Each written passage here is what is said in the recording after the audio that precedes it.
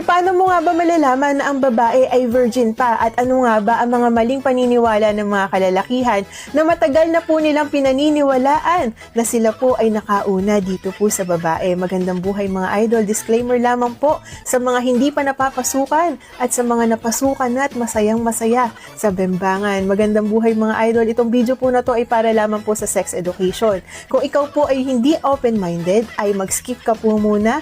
Ito po ay hindi para sa iyo at manood ka po ng iba ko mga health-related videos. Magandang buhay mga idol, kamusta po ba ang mga open-minded natin na idol dyan? Una po sa listahan, ang pagdurugo po, ito po ba ay senyales na virgin pa ang babae? Pangalawa, kapag ang babae ay nasasaktan at napapaaray sa unang pasok po ni Manoy, lalong-lalo na kapag kayo ay kakakilala nyo lamang at naipasok na dyan, umaaray po ang babae idol, nabibigla po yan. Pangatlo, kapag po napunit na ang pinakaputing sapot po nitong si Pechay, yan po ba ay mga indication na ang babae po ay hindi na po virgin o virgin pa?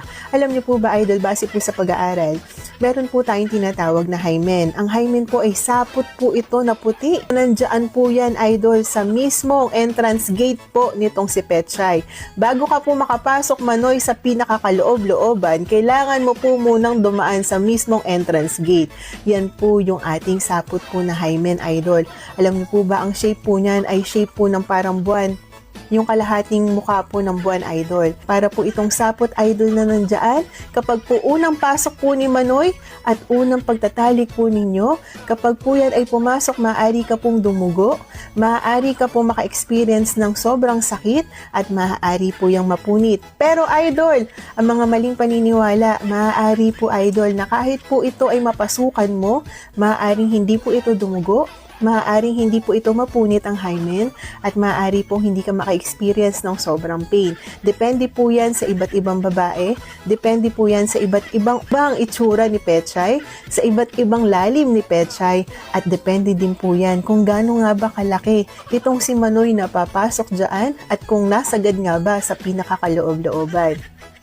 Ang hymen po idol ay maaari po itong mapunit, lalong-lalo na kung ikaw ay nakakasali ka po sa mga matitinding mga laruan. Mga laruan po ng sports na mga nag-i-split, mga sobrang tumatakbo, masyadong nag-i-stretch, maaari po yan idol mapunit. O kaya naman po pag ikaw ay nasa lampak, pag habang ikaw ay nagbibisikleta, maaari din po yan idol na mapunit. Minsan idol, pakiramdam po natin, ang babae po ay hindi na po virgin dahil hindi po natin nakitaan ng ganyan.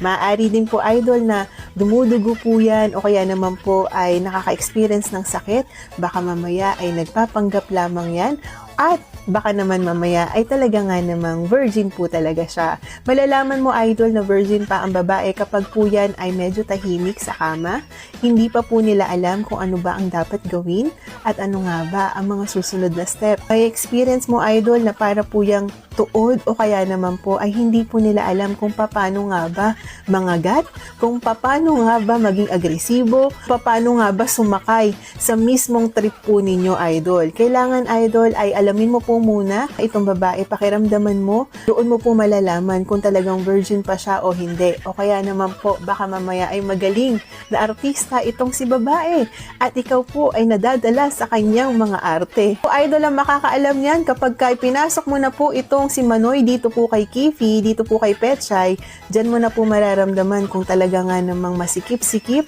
at ikaw po ang nakauna. Mga instances din naman po mga idol na ang babae po ay sawing palad sa unang pag-ibig, pangalawang pag-ibig, pangatlong pag-ibig. Hindi naman po ibig sabihin na kapag ka-virgin ka ay kailangan doon ka lang mamahalin. Dahil po ito ay hindi naman po basihan para ikaw ay mahalin. Paano mo nga ba malalaman na ang babae ay lalabasan na? Ano nga ba ang mga signal o pahiwatig para po malaman mo para sabay po kayong labasan at sabay po kayong masiyahan? Mister ay laging nauunang labasan at si Mrs. ay wala na pong nagagawa kundi dayain na lang at pekein na lang na kunwari siya po ay nasiyahan. kailangan mo pong hintayin si Mrs. para po kayo ay sabay labasan? Aba malalaman, idol, meron po tayong tinatawag ng mga proseso. Paano mo po malalaman? May mga step by step na kailangan mo pong malaman, idol. Unang-una, ang meron po tayong tinatawag na excitement part. Ito po yung parte na ang babae po ay namamagana ang kanyang tinggil, namamasama-masa na po ang kanyang pechay, at dyan na po siya nagsisimulang mag-init, idol. Pangalawang phase, idol, dyan na po nagsisimula, dumudulas na po at labas-pasok na po kayo dyan, idol. Na po siya nasisiyahan at medyo nakikiliti na po siya ng kaunti. Mga manoy, meron kayong 13 minutes para mahanap po ninyo yung kiliti po nitong si Mrs. na kailangan po ninyong matumbok para po siya ay sobrang masiyahan. At darating na po tayo sa pangatlong stage, idol. Nandito na po tayo sa climax na ang babae po ay sobrang nasisiyahan. Ang kanyang pong puso ay tumitibok ng sobrang bilis. Siya po'y nagiinit ng husto, basang-basa ang pechay, at dito na po, idol, nagsisimula na po siyang maging wild. Nagsisimula na po siya, idol, na magsasalita at hinahablot na po kayo niyan, idol. Bigla na lang pong nangangalmot at bigla na lang pong nananabunot at bigla na lang pong naninigas ang kanyang mga paa at ang kanyang mga hita. Hindi lang po si Manoy ang naninigas, kundi pati po ang babae. Naninigas ang kanyang tinggil, naninigas na din po, idol, ang kanyang mga utong po. Dahil yan po ay sensitibong parte ng katawan ng babae. Hudyat lamang yan, idol, na nasisiyahan na siya. At nandito na tayo sa 13 minutes o more than pa. Diyan po ay nilalabasan na siya, idol. Kailangan sumabay ka na rin para sabay po kayong masiyahan at sabay po kayong masatisfy sa inyong pagtatalik. Mahalaga po sa mag-asawa na kayo po ay meron pong mainit na bembangan para naman po mas lalo po kayong bumata, mas lalo po kayong magmahalan at mas lalo pong uminit ang inyong pagsasama. Huwag mo pong kakalimutang kilitiin si Mrs. habang kayo po ay nagbabakbakan para naman ikaw, idol, binggong-bingo kapag ikaw ay nahit mo na ang nakuha mo ang kasiyahan at kiliti ni Mrs. Ikaw po ba ay mahilig manood ng popcorn? Ano nga ba ang maaaring mangyari diyan sa inyong manoy? At alam mo po ba, habang ikaw ay nagtatagong nanonood ng popcorn at naglululo at nagsasarili, merong mga partner po ninyo na marami pong mata at madidiskubre po nila yan. Wala po kayong maitatago sa inyong partner. Kung hindi man kayo nakikita, ay aalamin yan kung merong pang nilalabas ang inyong edits dahil importante po yan sa kanilang malaman. Habang ikaw ay nag-e-enjoy na nanonood ng popcorn, nasasatisfy ka, natutuwa ka, at talaga nga naman ang sexual desire mo, maya't maya ay nakatayo ang iyong edits. Dahil nga po nakakakita kayo ng iba't ibang putahe at iba't ibang mga posisyon at iba't ibang mga kakaibang adventure dyan sa popcorn. Kaya lang, idol, ano nga ba ang epekto ng panonood ng popcorn sa inyo at sa inyong manoy? Alam niyo po ba, meron po tayong tinatawag na popcorn-induced erectile dysfunction. Ibig sabihin, idol, ay mas pinapataas niya ang percentage na mas hindi po tumayo ang inyong manoy dahil po sa kakapanood ng popcorn.